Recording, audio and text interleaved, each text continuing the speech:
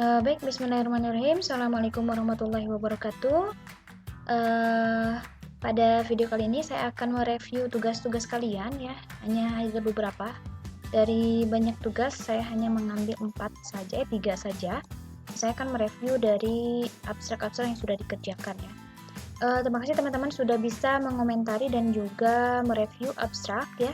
Nah, kata kuncinya yang namanya abstrak itu harus ada masalah, metode, kemudian teknik analisis, ya itu metode itu dan juga hasil penelitiannya.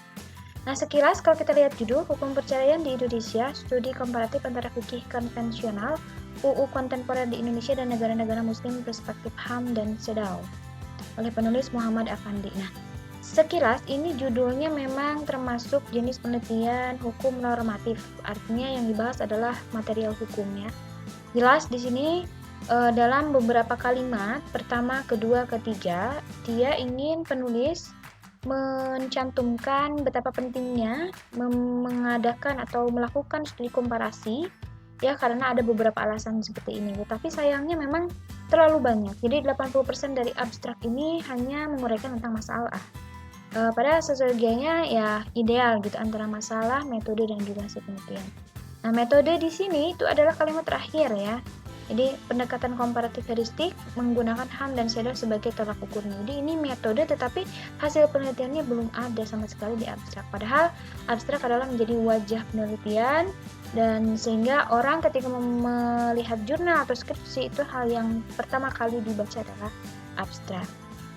Kemudian kata kuncinya biasanya itu digunakan konsep-konsep dalam judul ini yang sifatnya dari konsep yang umum ke khusus gitu ya, atau enggak berurutan dari judul ini. Jadi kita lihat dari judul kemudian diambil ini membahas tentang percayanya. Nah, percayaan ini dikomparatifkan antara fikih konvensional, kontemporer, HAM dan CEDAW, dan harusnya ada kata dan. Oke, nah sekilas ini karena ada satu paragraf yang mengharuskan kurang dari 250 kata atau kurang dari 150 kata, nanti ya sebenarnya menyesuaikan juga deskripsi nanti ya. Oke, untuk contoh kedua ini juga sama ya, dari judul ini juga termasuk jenis penelitian hukum normatif ya, karena yang dibahas adalah proses akomodasi hukum Islamnya ke dalam hukum pidana nasional. Nah, di abstrak ini kita lihat ini juga masih kurang ideal ya, karena memang di jurnal-jurnal tertentu itu kebanyakan memang menulisnya seperti ini gitu. Jadi ada yang bagus, ada yang enggak, ada yang tidak lengkap, ada yang lengkap. Nah, dari paragraf ini dia dari sampai sini gitu ya, dari awal sampai sini dia mencantumkan tentang masalahnya. Nah, contoh nyata ini juga apakah ini hasil penelitiannya ataukah contoh yang menjadikan bahwa penelitian ini penting gitu. Nah, kemudian tulisan ini menganalisis sejauh mana ide dan materi hukum pidana Islam mulai terakomodasi ke dalam RUU KUHP yang akan dibentuk.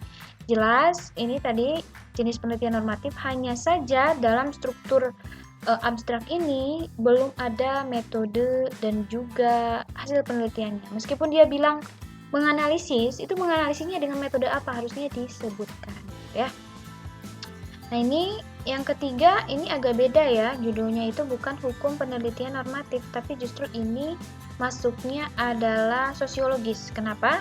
Karena meskipun yang dia lihat adalah penerapan hukum Islamnya gitu ya, tetapi memang di sini abstraknya tidak cukup mewakili apa sebenarnya yang menjadi masalah, kemudian metode dan hasil penelitiannya gitu. Apa yang dia cari? Kalau penerapan hukum waris Islam dalam perkara waris di Pengadilan Agama Pamekasan, memang mungkin ini menjadi termasuk dari sosiologis, tapi data primernya adalah dokumentasi karena data-data yang ada di Pengadilan Agama Pamekasan. Nah, selanjutnya data sekundernya itu diperoleh dari hasil wawancara hakim yang ada di sana. Karena kan untuk melihat penerapan hukum waris Islam itu tidak hanya melihat dokumentatif, tetapi harus melakukan wawancara dan observasi. Nah, jelas di sini adalah jenis penelitian studi lapangan gitu ya. Memang untuk memahami metode penelitian itu harus banyak membaca hasil penelitian agar kita menjadi lebih paham. Jadi bisa tergambar ya, yang di sini normatif, yang ini studi lapangan gitu ya. Meskipun data primernya dari dokumentatif. Nah, Saya ingin menjelaskan yang ideal seperti apa. Nah, ini skripsi, ini ada judul, kemudian nama dan NIM. Nah, yang ideal di skripsi itu memang tidak satu paragraf, tetapi ada 3 maksimal ya. Paragraf pertama adalah masalahnya, paragraf kedua adalah metodenya, dan paragraf ketiga adalah hasil penelitiannya. Nah, biasanya di awal kalimat itu diawali dengan hasil penelitian ini menyimpulkan pertama, bla bla bla, kedua, bla bla, harusnya seperti itu. Nah, kata kunci dari yang sifatnya umum ke spesifik, atau sebenarnya yang lebih mudah adalah mengambil beberapa konsep atau case. Jadi studi kasusnya apa gitu, berarti pandangan feminis, berarti feminis, keluarga sakinah, Yogyakarta.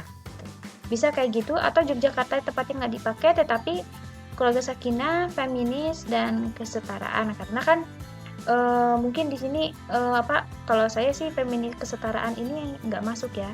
Karena kalau dari judul itu berarti ada pandangan feminisnya, berarti feminisnya aja, kemudian keluarga sakinahnya, kemudian studi gerakannya. Oke, mungkin itu gambaran dari review tugas kali ini. Jika ada yang ditanyakan, silakan untuk menulis di WhatsApp group. Terima kasih, semoga bermanfaat. Saya tutup. Assalamualaikum warahmatullahi wabarakatuh.